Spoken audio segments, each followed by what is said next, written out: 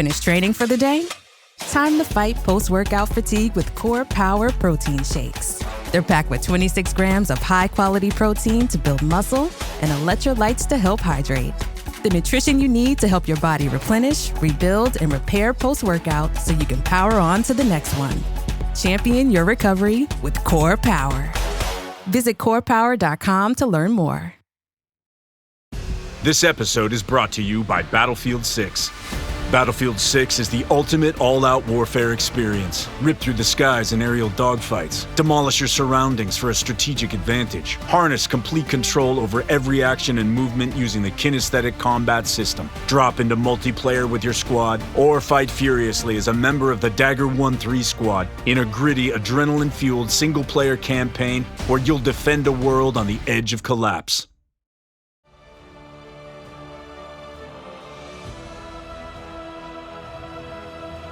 Funnily enough, on the last episode of the show, I was like, I keep doing this thing where I get like 3 interviews in a row and then I space them out to fit my schedule, but I'm not going to do that anymore. I'm just going to edit them as soon as they happen and go.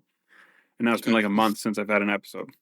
It's like I jinxed myself, and it's just like between you the new podcasters. Yeah, right.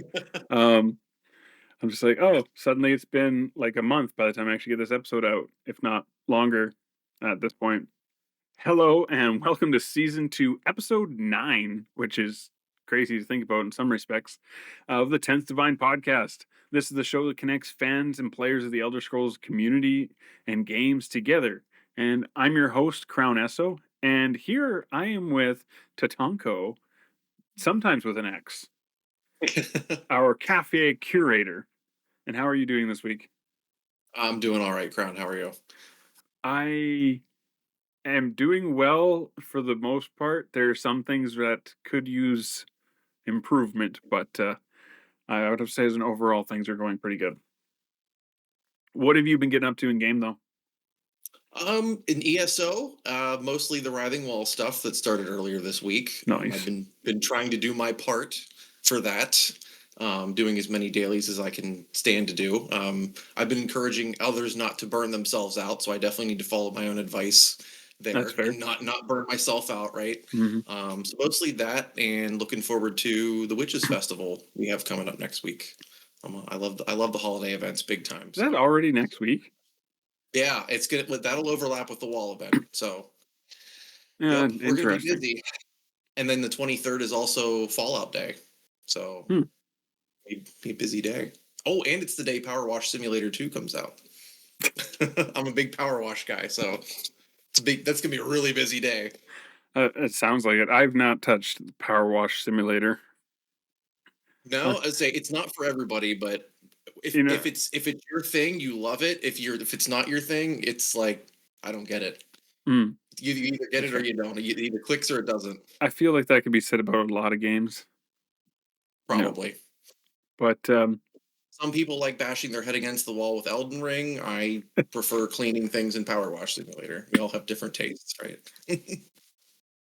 yeah, my go-to single-player game for like the last 2 years or more now at this point has been Frostpunk. Okay, I've heard of that. Yeah. Frostpunk 2 just came to console in September, and I'm like, I still haven't finished all the DLC for the first game, and I suck at it, so I probably won't try 2 just yet. I have spent a lot of time in survival games, so I get the draw there. And I also get the idea of wanting to finish something before you start something new. I definitely follow that philosophy as well. What have you been up to in ESO, though? I guess I should be asking you as well. What have you been up to in ESO?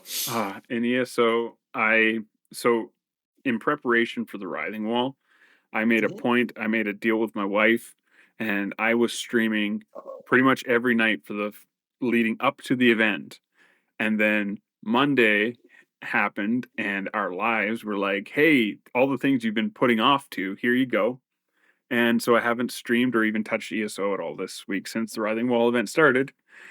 So that's kind of like frustrating. But I did get through a good chunk of Solstice over the time of this period of the month here. And so that's been really fun. I've really enjoyed the zone. I do see what Main some people questing, side questing, have been doing in both. side questing. Yeah. Yeah. Side questing is always the best part, in my opinion. Yeah, I was trying to focus on the main quest line, but then I was like, well, I'm right next to this quest marker. I might as well do that, as one does. And I do like the zone. I do see how some people are like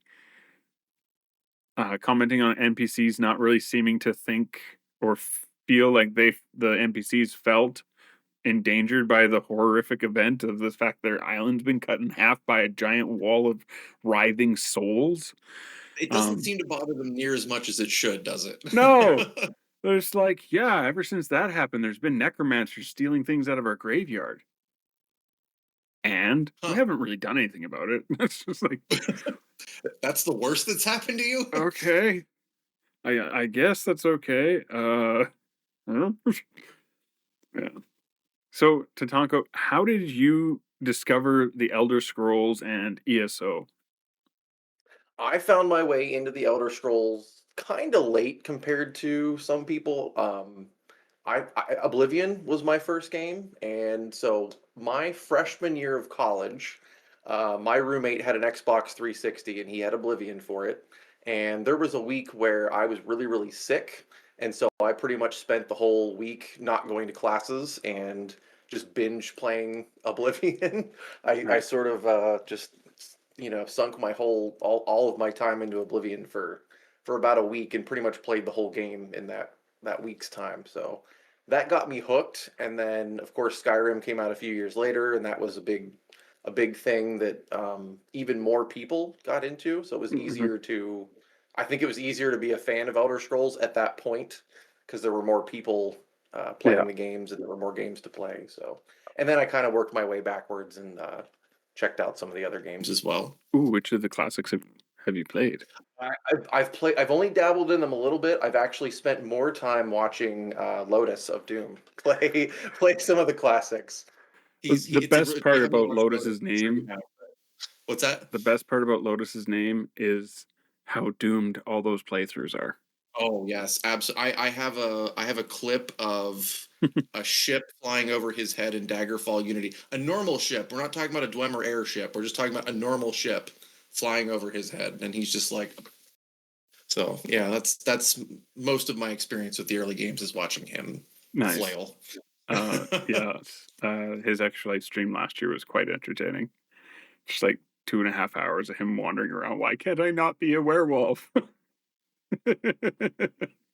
So from there, then I made my way to ESO back in 2018. I was doing my yearly playthrough of Skyrim as one does, and I just really I didn't want to stop playing, but there wasn't anything more for me to do, and I really wanted to see more of Tamriel as well, like places that the main games hadn't really focused on, like Elsewhere and High Rock and stuff like that. I wanted to see the rest of Tamriel, so that's kind of when I started getting into ESO, and that must have been a good time because, in my opinion, the next few years of ESO were some of the better expansions. Nice. Maybe I'm just biased, but well, in general, I think the game has grown for the majority in a positive way over the 10 years, 11 years that's been going now. For sure, yeah. So, of the games, is Oblivion your favorite because it was your first one, or has one of the other games taken its place? probably still my favorite. I think the world itself is what appeals to me the most, like Cyrodiil in particular. I still find myself drawn to Cyrodiil even in ESO, and I get super happy when we get new zones and stuff that are in Cyrodiil. So I definitely think Oblivion has a pretty lasting impression on me. Nice. Some people think it's a little too generic, and I can kind of understand that a little bit. Um, it feels a little less Elder Scrolls and maybe a little bit more general fantasy RPG, but Yeah, it's definitely more to the high fantasy. Yeah, especially after Morrowind. I love the stories that were told. Like the Dark Brotherhood questing in Oblivion is still some of my favorite questing in all of Elder Scrolls. So, yeah, it's always going to be Oblivion. I don't know if I've touched the Dark Brotherhood in Oblivion. It's good stuff. I won't spoil it for you. I honestly can't remember.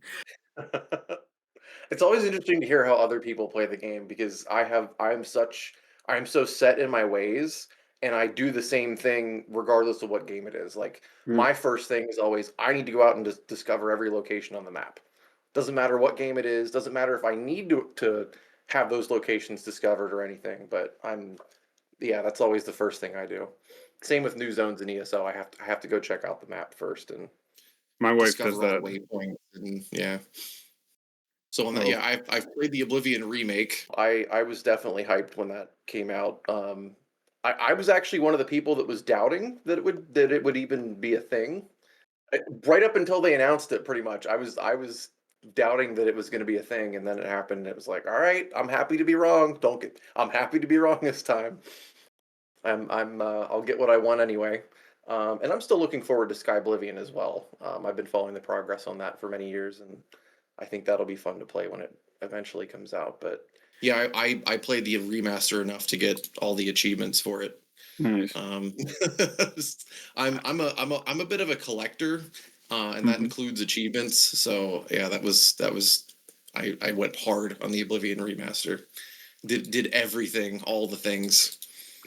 I have put some time into it. When I originally started trying to play it, the game glitched out on me in the tutorial with like the first rat. I tried to look at my menu at the same time. Something popped up for part of the tutorial and then just froze and wouldn't let me get out of either menu or anything. Oh wow. And Okay, so true, you hadn't even made it out of the sewers yet, and no, you're I already hadn't even breaking gotten like the emperor was still alive, and I already had to quit and reload the game. But the second time I got through the sewers, and that's about where I ended it because I think I was falling asleep. But it is very pretty. it is, and it was nice to have it all like all the content was bundled in with it and stuff. There Mm, were some things in there that I had never done before, nice. which was kind of cool. Yeah, I appreciate it that they announced it and immediately released it. That was awesome. We Yes. need more of that in the games industry, I Mm. think. I was trying to think. Danny ESO or ESO Danny does YouTube content. He had predicted based off of certain things he had seen posted on the internet. He's like, I think they're going to release it during their announcement. In one of his videos that I watched like 2 days before, I was like, that would be cool. Outside of Elder Scrolls and power washing things on simulations, what are some of the other things that interest you and part of your repertoire of things? I was gonna say I've already mentioned that I love the Fallout series, probably almost as much as I like the Elder Scrolls stuff. Looking forward to the second season, the TV show coming out in December. Been playing a little bit of Fallout 76 for the first time, leading up to that. But I do have other hobbies as well. I don't just only do video games. I'm a big history nerd, so I spend a lot of time watching like World War II stuff and that kind of thing. I enjoy learning just in general. Hmm. So yeah, I spend a lot of time watching YouTube content on like like there's a channel called Townsend's that I watch. It's all about 18th century cooking. Very kind of specific, but you end up learning a lot about like 18th century life in the process of talking about the food. So Yeah, yeah, that is interesting. That's cool. yeah. Um, So yeah, that's the kind of I'm really into like super specific stuff like that. that is neat. Like, who wakes up one day and decides they're going to make a YouTube channel about 18th century cooking? Even like what? I think in this case, Townsend's it started out as it's a company that sells like almost like reenactment stuff. Like Oh, if you okay. were going to be like participating in a reenactment or something, they sell like period authentic Hmm. gear and stuff like that. I think it started out as a channel to advertise that stuff, and Yeah, then the YouTube channel became a bigger business than the actual business yeah. because it was so popular. People liked it so much that I think the YouTube channel probably makes them more money than the store does these days. It's crazy. So I yeah, some took some a good things thing and just ran with it. some things just happen, man, for the right Yeah. right place, right time. That's And now I crazy. look forward to their videos every week. So Hmm. What is a dish from that have you tried making any of them, or is there one you would like to try and make that stands out? I haven't tried to make any of them myself, but one thing I do want to, I think one thing might want to try and make, especially since we're coming up on the holidays here, they talked about sugar plums, which I always thought were actually, like, I always thought at least real plums were involved, and that is not the case, apparently. Somehow I knew that, but yeah. Or like they start out as like, maybe a nut or something, right? And then it's just layer after layer after layer of sugar. And so that doesn't sound too difficult. I think I could do that. Yeah. And, maybe take them to a family gathering or something. Yeah, that sounds pretty all right. I can't say I've ever had one, so that'd be pretty neat. No, me neither. No, but it's like sugar plum. Like you've heard that term your whole life, probably, right? Right. Especially around the holidays. Yeah. With pictures of sugar plums dancing in their head. Yeah. Exactly. Yep. Right. Apparently, it's mostly just sugar. Well, this makes sense as to why children would enjoy it. Yeah. Or why they were dancing in their heads and when they should have been sleeping, or I don't know. Yeah. Too much sugar keeping them up all night. Yep. Yeah, that would be interesting. What did you say the channel was called? Sorry. So that channel is called Townsend's, like TOWNSENDS. And then there's also another channel called Tasting History with Max Miller. He's another excellent YouTube content creator that does exactly what his name implies. He does he does a little bit broader though. So for example, he did a whole week of like World War II, like what people ate at home during World War II. So like he did the Germans and what the Germans ate during, like when they were, during the war, what the Brits were eating during the London Blitz, and like what Americans were eating at home during rationing. Like, like they made a steak alternative because they couldn't get real steak. And so it's just fascinating, like how much you can learn through the conduit of food. It's really in chemistry class in high school. I remember us doing Ritz cracker pie, which is a 1940s recipe, because apples were expensive.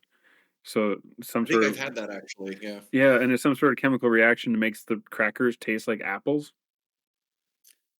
It tastes like apple pie, and it's honestly it's better than actual apple pie in my opinion. I've never had Ritz cracker pie I didn't like, but I've had apple pie I didn't like. And like it's weird, but it's a thing. Yeah, no. It's weird to think about, but yeah, I got you. So yeah, I'm super into learning. I just really like learning stuff. That's a great thing to be into. Yeah. Wisdom doesn't come from standing around waiting for it to happen. Right. Exactly. So if only I had some practical use for this. Like if I could just like get called onto a game show or something, right? Just make a bunch of money off all this useless knowledge that I have in my head. To dream. So in ESO, are you a one-tune person or are you a multaholic?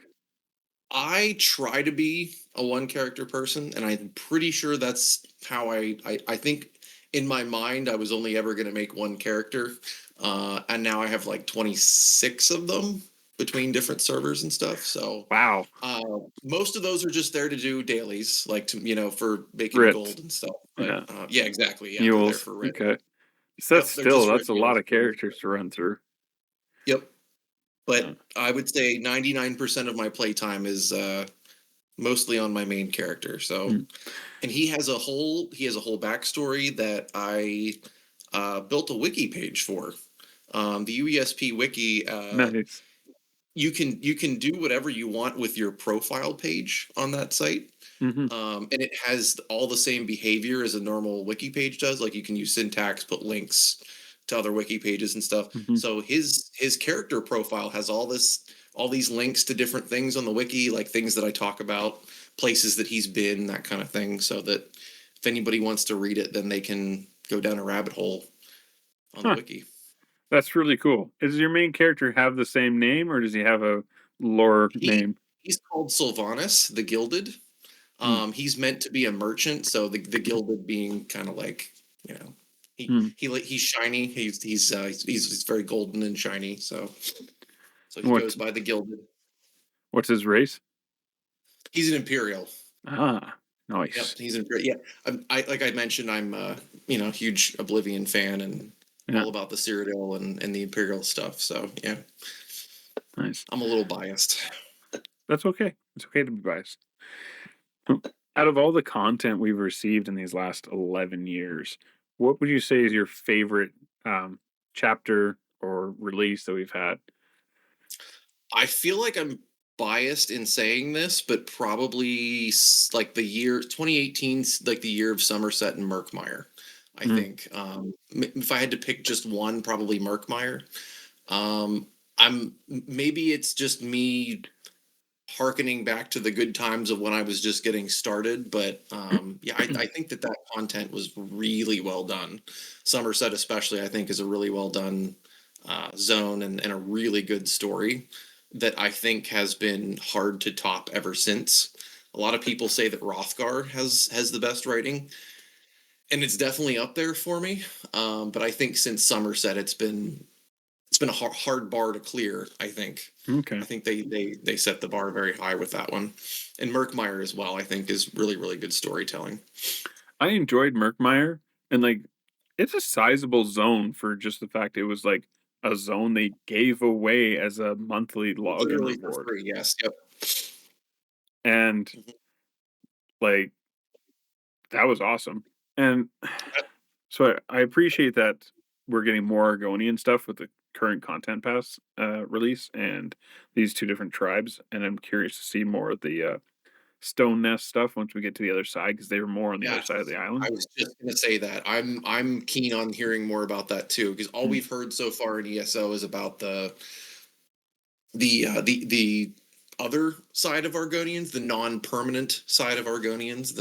What's yeah, the point in building if it's just going to sink into the swamp yeah. mentality? So yeah, I'm interested to hear more about their stone nest side, because I bet you it connects more to their history as Mm, well. We see all these Zanmirs, but we never see who built them or why or what happened to yeah. them. So I believe during preview stream, they had mentioned that at least one of the societies, because at the time I don't think they had mentioned there was two of them, but they mentioned that the Argonians were pre-Duskfall.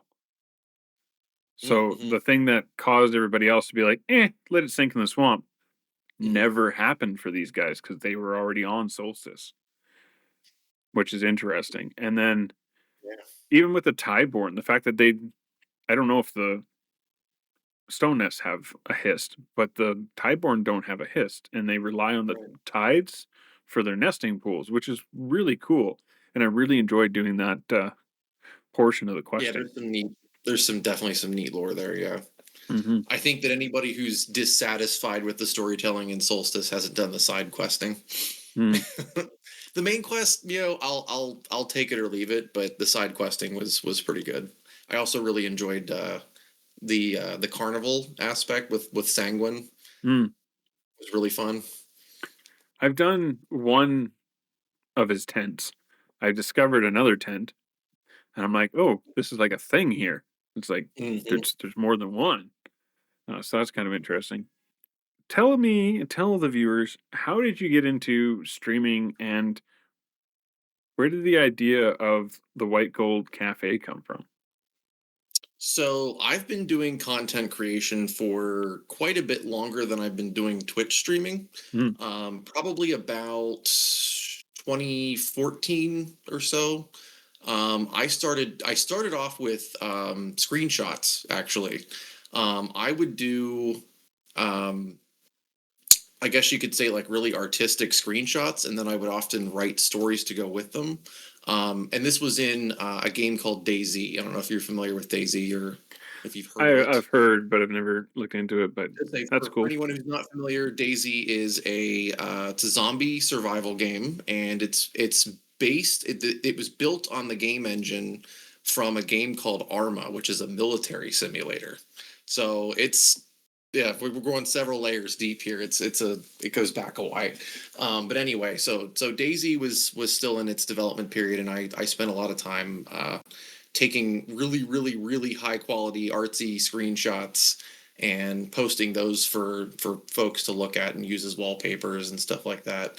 often got asked to make YouTube thumbnails and stuff like that, and ended up doing some contract work for the developers actually, and even went to meet them at their offices in Prague in the Czech Republic. So I've That's been doing cool. this for, yeah, it was very, very cool. It was one of those once in a lifetime kind of experiences. So I'm definitely grateful for that.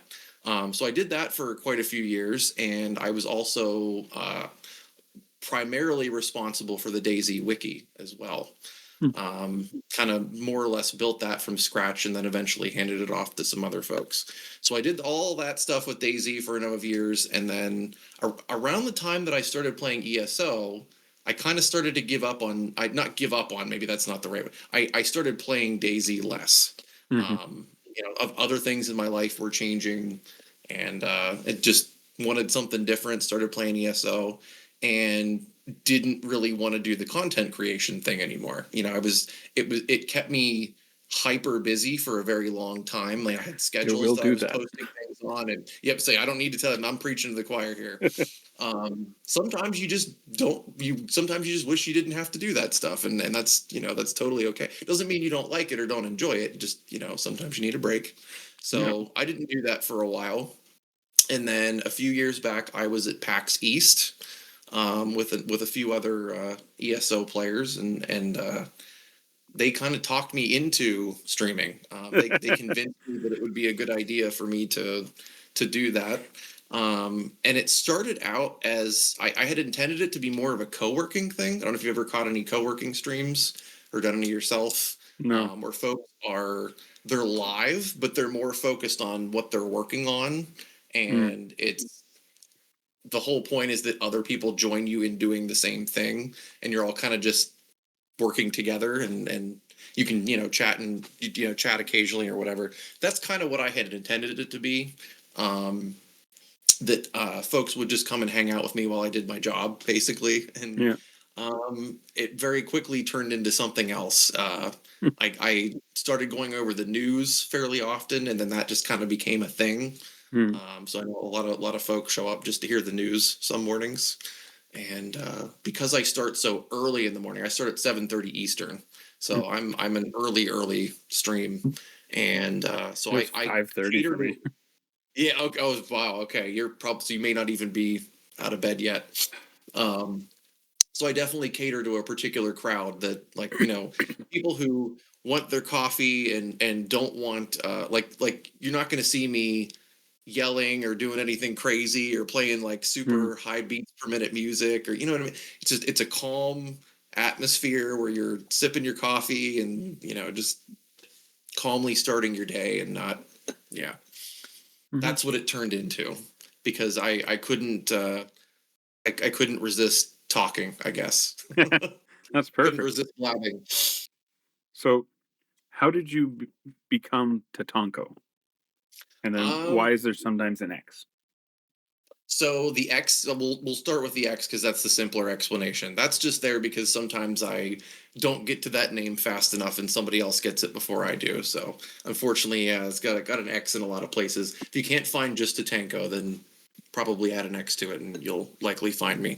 As for where Tatanko came from, that goes back quite a bit longer. Let me set the stage for you. It's 1997. Tatanko is about 8 or 9 years old, and he's watching Toonami on Cartoon Network for the first time.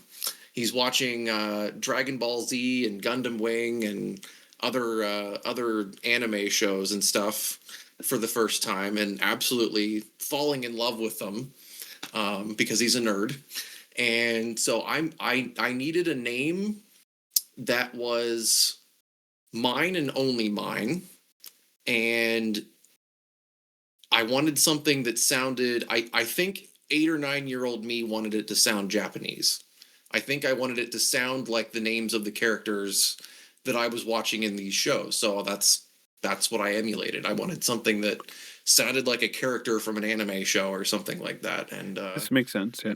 I've stuck with it ever since. It's been many, many years, and I've stuck with it ever since. Yeah, 1997, 1998. That's impressive. Yeah. It's like my name has evolved over the years. It's been this one for the longest. Like my entire Where adult did life your has name been come this. from? Actually, I've kind of wanted to ask you that for a lot. Let me flip it around on you. Where's your name come from? So Crown Esso is the amalgamation of the two jobs I had at the time. Watched Hackers, which is a great movie, and if you Yes, it is. haven't watched it, you should. And to look at it now is also quite hilarious to think of that's what we thought computers worked like at some point. Anyways, but in that, you had Zero Cool was the guy's username at one point, right? And so I had Zero Hack because I like the dot hack games and stuff at the time.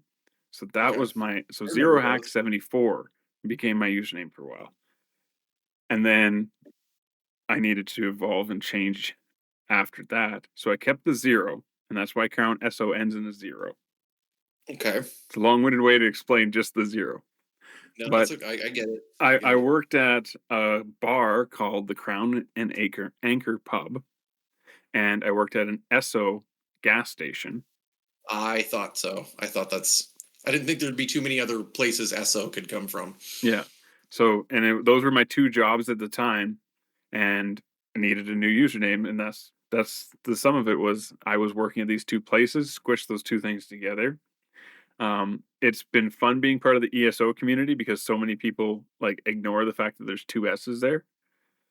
So I get called Crown ESO a lot, and considering we have Crown Gems and Crown Packs and Crown this, this sounds like I was really uncreative with my name and just like Crown ESO. Tatanko, when do you think the wall is going to come down? I've been doing the math, and they've changed the numbers. I don't know if you noticed they changed the numbers. Yes, I saw little bit, the remap. Foxes posted something. Gina posted they Yeah. reduced the difficulty because people were crying. Yeah, well, and I was a little worried there. I did the math this morning, and it was going to take us like 35 days to complete phase 1 or something, which I think was maybe a little longer than they had intended. Yeah. So perhaps it's for the best that they made some adjustments. But back to your original question, who do I think is going to be first? My question is just how long do you think it's going to take? Not who do you think is going to do it? Are we talking all 3 phases? No, just to get through phase 1. I didn't even realize there was phases until I was listening to the Snug Pod this morning. So phase 1, I'm going to say 3 weeks, I bet. 3 weeks from the time it started. So we're already on like day 4. Yeah. Funnily enough, Xbox EU was in the lead before we started this recording at 28%. And I laughed at that. I know Xbox on NA is pretty sleepy. I don't know where their percentage is at, but I know that whoever stream I was watching earlier, they mentioned how Xbox EU was in the lead at 28%. And I was like, okay. I believe Finn was the one that predicted PlayStation EU would be the first. And they're in second place right now. So he can still be correct about that. I don't know. I didn't think PCNA being my home server. I didn't think we were gonna be first, but right now we're last, which really doesn't feel good. But well, I'm genuinely shocked because Xbox, for me at least, in my experience, feels so sleepy and so quiet on NA that it's great to hear that it's not at the bottom. Is that your primary platform? Yes. Xbox? Okay. Yeah, it's... Okay, yep. PCNA is at 23%, and actually Xbox North America is at 24%. So skin of her teeth. Yeah. PCNA is firmly in last place. I did not see us being in last, but I will. Who do you think, when it's all said and done, who do you think will be last? You know, I almost think PCNA deserves to be last because we talk the biggest game. Like we talk so much crap, and I think maybe we need to be knocked down a peg. So That's I fair. think I'd be PCNA is okay gonna with be it. last. I wouldn't be shocked if Xbox NA is the bottom. Like I said, for my experience, it's very quiet. I do wonder how they're calibrated because surely they're calibrated on population, right? Like they're not. There's no way they're even that way. Yeah, I wouldn't think. I have heard a few people say that, and I agree that this makes sense because you wouldn't want, if the population was half as many people, it's going to take them twice as long to do it. And that's assuming that you have the same number of active players actually pursuing it. So Hmm. I think, yeah, it makes sense to be population based. But I don't think we've ever actually seen a breakdown of what the populations are. They talk about like No, their I don't total think numbers, we but have. they never tell us how many in each. Nope. And that would be a curiosity for me to see. Yeah, all we've got are anecdotal bits, like like you said about your guilds being not super active right now. Hmm. I mean, they might be now. I haven't logged in this week. That's true. Monday evening, my friends list was like it was popping. Nice. I haven't had that many people online in a long time. Not even during events. I mean, like normal events, I guess I should say. Of the wall event and the things that you've done, what's your impressions of phase one? Like, do you think it's been good, or think there's So growth? I definitely feel like they maybe overhyped it a little bit, but I am still having fun with it. Hmm. So I'm kind of approaching it like I would any other zone event. Yeah. So like we've had ones in the past where it's focused on like whatever the newest chapter is or whatever. Yeah. I'm kind of treating it just like any other zone event. And when you measure it by that yardstick, it's I feel like it's a lot closer to meeting expectations, I think, versus like thinking of it as this special thing that's never happened before. I'm having fun with it, but it does feel like it's more like an older zone event, and that's okay. I have fun with those. Hmm. I do what I want to do, and then I stop, and then I come back the next day, and I think, yeah, in listening to the folks over the Snug Pod read the article that was released about it, it sounds like phase two is really where the fun's going to happen, because it sounds like okay, there's going to be more involved. Already the fact that they've updated certain dungeons to have new worm cult bosses and stuff coming. yes. So Have like you done any of that? I touched nothing since the wall started. That's right. Yeah, you said you've been rather busy since Monday. Yeah, Yeah. I have to give them credit there too. The stuff that's in the base game and the things that you can do without having the content pass are very impressive in my opinion. I don't think they're getting enough credit for that. I think It because sounds so really many cool. people have the content pass and they're maybe they're not seeing Mm, those other things because they don't have to. But yeah. I don't think they're I, getting enough. I don't think they're enough talking about that enough. I also found it interesting that you can specifically go to the island of Stirk to support the Yes. Stirk Yep. Fellowship if you don't have the new stuff. You can still Mhm. craft things there and do quests there that Your event directly impact the boxes. numbers. Yep. And like from a outwardly perspective view, like I feel like the balance that they've come up with for making sure that everyone can still be involved in this sounds like they did a really good job of coming up with Mhm. different things to do. And realistically, this seems realistic. Any kind of war front, not everyone's going to the front lines. Not everyone can, not everyone will. Right. So it's really interesting to see how you can be essentially, as they were joking on the Snug podcast, packing people's lunches for them before they go off to war. As you're doing the food crafting over the cooking fire.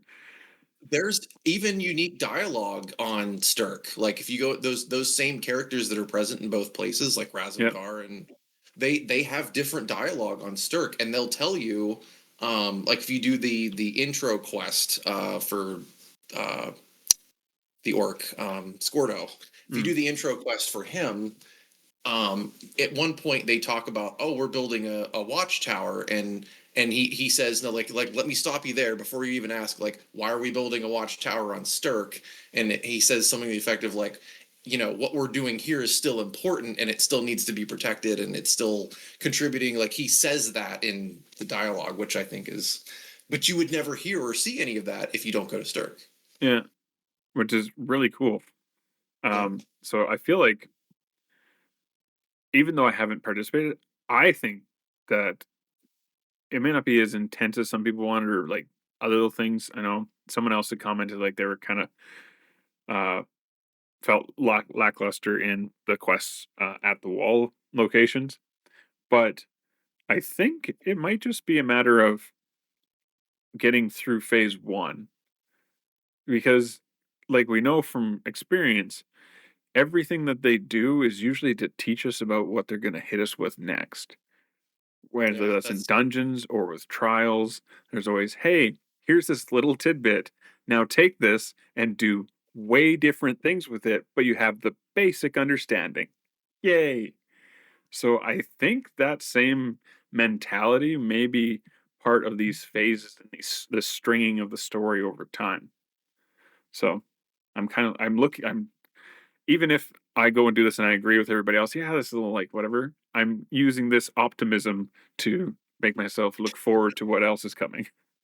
No, and I think I think there's been this, like, spiral of negativity lately too, where it feeds into itself. And I think the only way to break out of that is to find things to be happy about or things to be excited about. I agree. Quit focusing on the negative so much, and appreciate what you're actually enjoying. Yeah. I'm not saying, everybody's being a grumpy pants, but everybody's kind of being a grumpy pants lately. I'm just myself included. I'm totally guilty of that. I've been. When I saw the post about them moving the goalpost, I was like, I had this little daydream moment in my head. So I was driving the work truck around the site, and I'm like, man, I'm so glad that for the last 10 years, everybody's, I want tougher overland content. I want things to be harder. I want something I got to work for. I don't want it to be done in less than in 3 days. Da, da, da, da, da.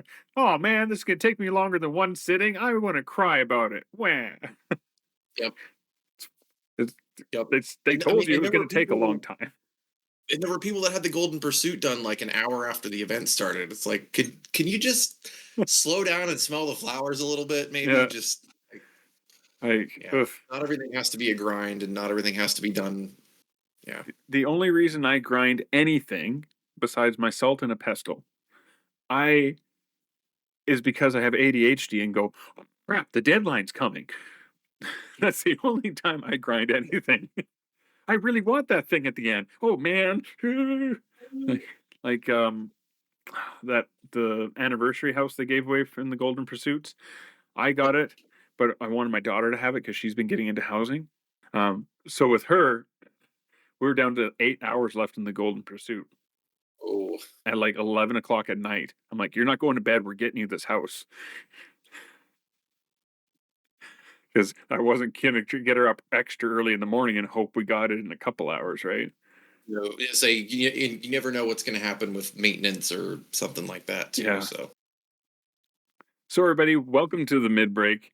As you should know at this point, the show is part of the Robots Radio Rocket Club, and you can find our show along with a lot of other great shows like the 40K Lorecast, or not just the Mass Effect Lorecast, but also Mass Effect Blue Shift, which is a smaller podcast also about Mass Effect.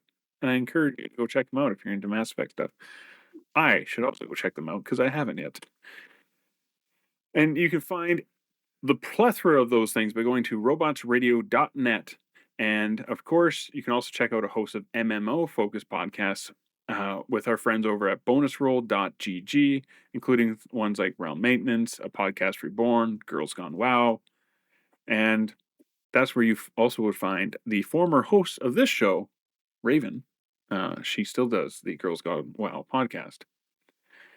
As for Extra Life stuff, got an older shirt on today, but Extra Life stuff has been going very well. Since we last recorded, I had mentioned the recruiting challenge that was going on. And by the skin of my teeth, and with the thankfully, the help of two former supporters of my own efforts over the years, former coworkers of mine joined the team this year and are also helping to raise funds through Extra Life, and that helped us bring the team number up to 13 people. Our old founding father, that Grizz dude, has joined the team again this year. And right now we went from a total of like $300 having been raised with all these registrants and their starting totals and stuff. We're now sitting at $2,082. We're nearly at the halfway point of our $5,000 starting goal with all these extra people coming in, which is really exciting because of the fact that if we hit about the same amount we did last year, which was a little over $8,000, we'll have raised $50,000 in the 5 years we've been a team, and I'm very excited about that. And I implore Lotus to brag about that more on his podcasts. I do. Side note for my own stuff, I have registered for the first time to participate in my local guild's event for Extra Life, and the Edmonton Guild hosts their event at the West Edmonton Mall Ice Palace location, which at one point the West Edmonton Mall was like one of the largest world's largest mall back in like the 80s. And their indoor arena gets converted into our play space, with all of us being able to stream and play video games and do board games and stuff. This will be my first time attending the event in the 7 years I've been doing Extra Life, but I'm really excited to be doing that. It falls on the time change for our area, so it ends up being a 25-hour streaming event, and I'm super excited about that. I'm also probably going to be super exhausted after it. Show notes will have links if you guys want to check out the roster, see who's all involved with the team this year, or if you guys want to donate to myself or anybody else on the team. Every dollar helps heal kids in local hospitals of 170 different locations across North America. All right, and back to the show. So, Tatanko, are you ready for the For Funsies questions? Sure, let's do it. Okay. I don't even know which questions are on this list because I never got around to looking at them. I think these are the default questions, which is fine. I might throw in another one your way, but what faction do you call home in ESO? Okay, so this is kind of a two-part answer. Technically, I'm in the Aldmeri Dominion. At least that's the faction that my main character technically belongs to. However, I'm going to be a contrarian and say that I don't belong to any of them, because if I had my choice, I would belong to the Cyrodiilic Empire rather than any of the three. You know, I would be on the side of the Imperials in their homeland. Yeah. So on that note, when we had Western and Eastern Skyrim come in the Greymoor chapter, I actually thought we were going to get a pacifist or a non-aligned character option. Yeah. When they talk about how the Western Skyrim has completely cut themselves away from the Three Banners War and how it's its own monarchy and yada yada yada, I was like, oh cool, we're gonna have the option of not picking an alliance. That would be great. Well, I was gonna say that's about the time that we got the alliance change tokens. So my character started out as a Daggerfall Covenant character, and I switched a blueberry. Yeah. I have all three flags as well. I'm looking at them behind my monitor. I don't have them behind me like you do, but I have them on a wall here in my office as well. Yeah, there's not a lot of room here, so this made the most sense for behind me besides white. See, and I wish I had a fourth one, an Imperial flag to go with it. That sort of like maroon color with the gold. Ooh, that is a nice color. And do you remember the wallpaper that they released maybe 6 months ago? It was meant for the anniversary, the 10th anniversary, but it was late. It was super detailed. It was a tavern scene that had like probably 100 different ESO characters. Yeah, that was the painting that they had done, the digital painting. Yeah. A super, super, super detailed painting. Yeah. There was an Imperial banner in the background, like it had the three like you have, and then there was a fourth one. Like, can we just come on, Bethesda Gear Store? Come on. Yeah, we've had some Daedric Prince ones. Why aren't we getting all the cool things?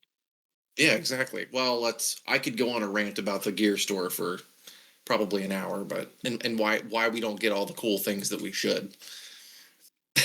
Being Canadian, can I just speak to the Oh goodness, international shipping charges?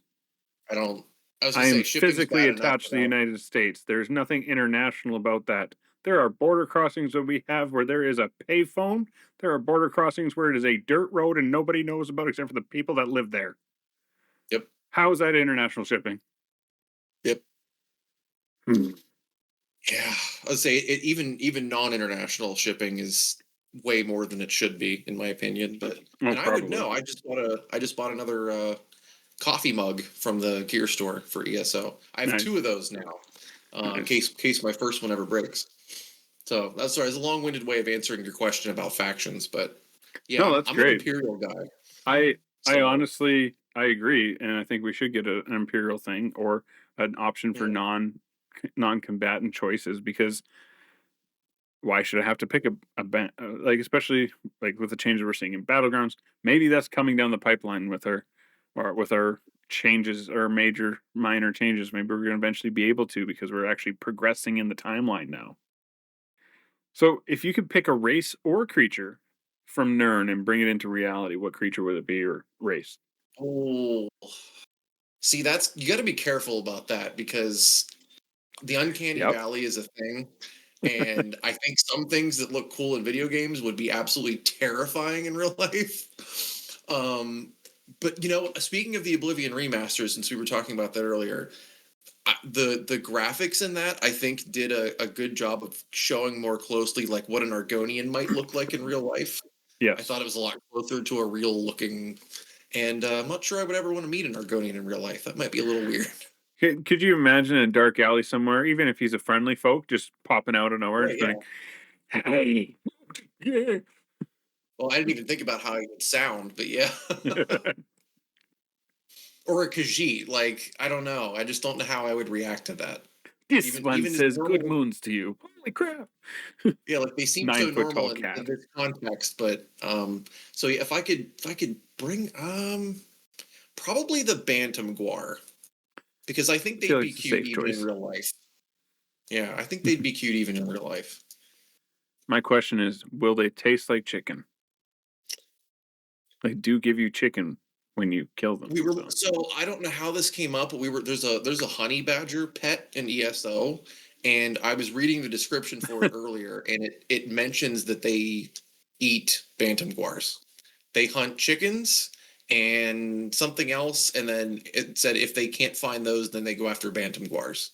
hmm, So even the honey badger thinks that the bantam guar tastes like chicken. So that's there's hilarious. your answer, I guess. Hmm.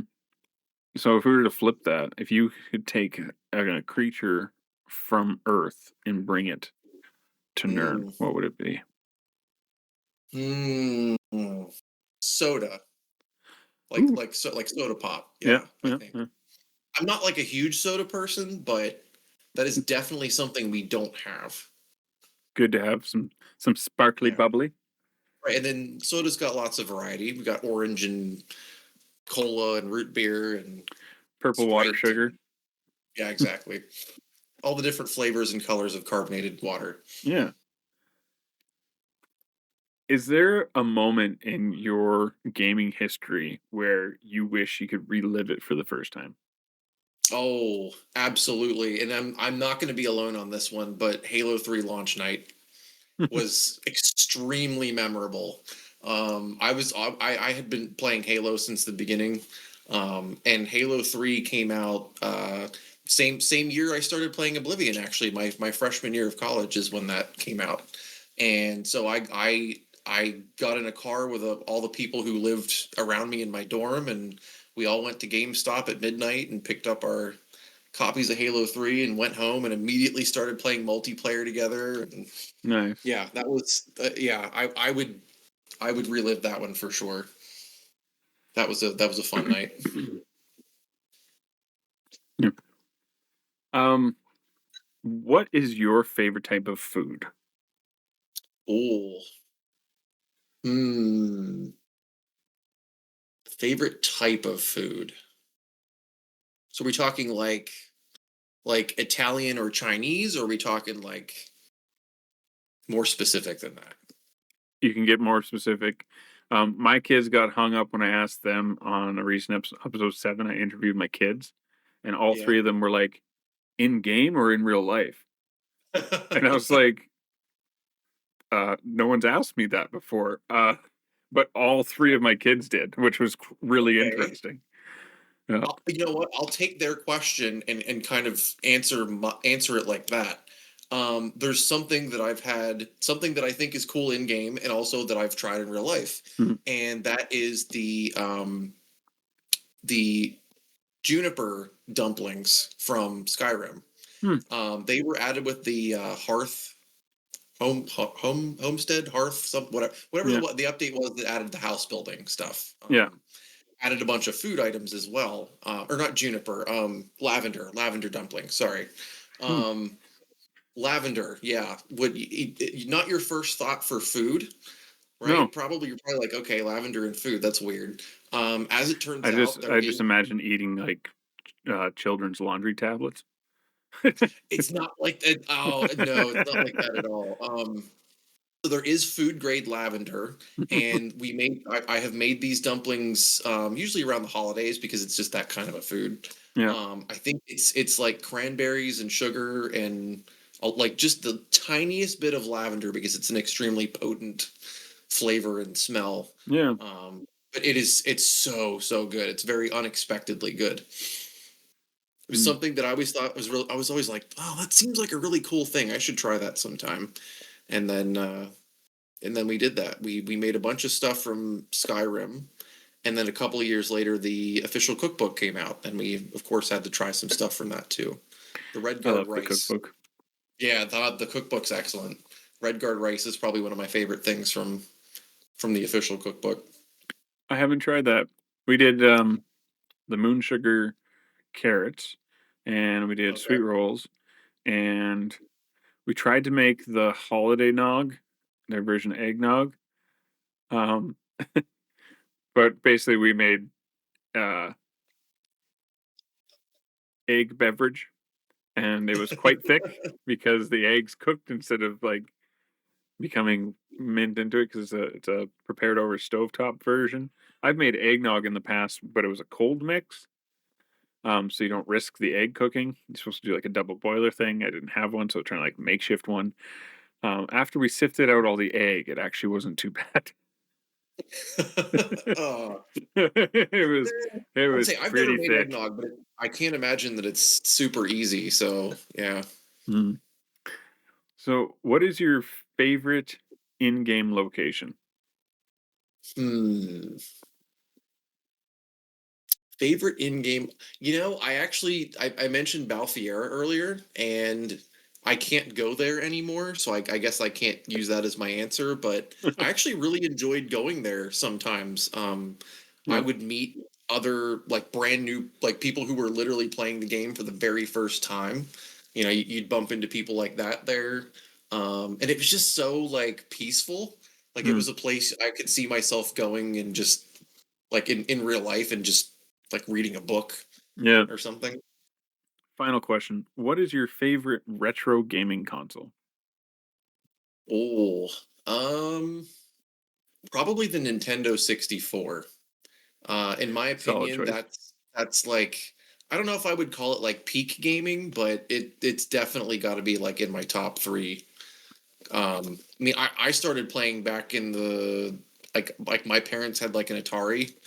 Nice. When I was like 4 or 5 years old, they still had an Atari from a few years earlier, and so I've been playing since then. I've had every console, played every console, and yeah, Nintendo 64 had I think some of the best gaming experiences because it Mm. was such a like a pivotal moment in gaming. Mm.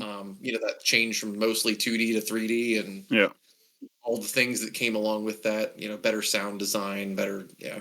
Yeah. Definitely an yeah. iconic set for sure. So, Tatanko, thank you so much for joining us today.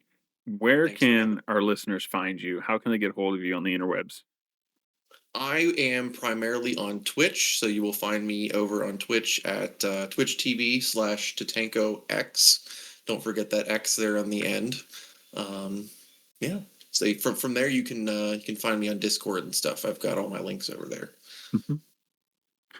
Nice. I don't do the YouTube thing, but yeah, find me over on Twitch. Come hang out. Awesome. So thank you, everyone, for tuning into the show. If you've enjoyed it, please let other people know. Rating and reviewing the show and sharing the show and the different things that we do with it. That's what will help people find us.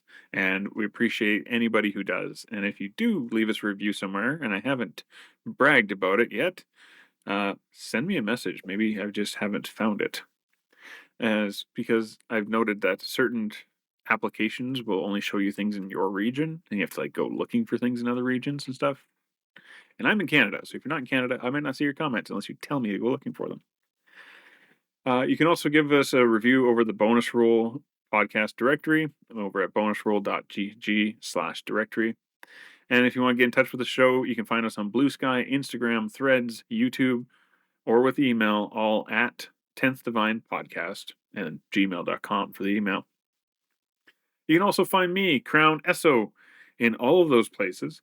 And as I mentioned, I've actually been doing stuff on Twitch, so come on by, say hello. I'd appreciate it. If you'd like to support the show and other creative projects that I have on the go, which aren't anything else but the show right now, you can go over to ko-fi.com/thepiercefamily, PEARCE. And we'll be back in a fortnight with another lovely chat about Elder Scrolls. Hopefully. Talk soon.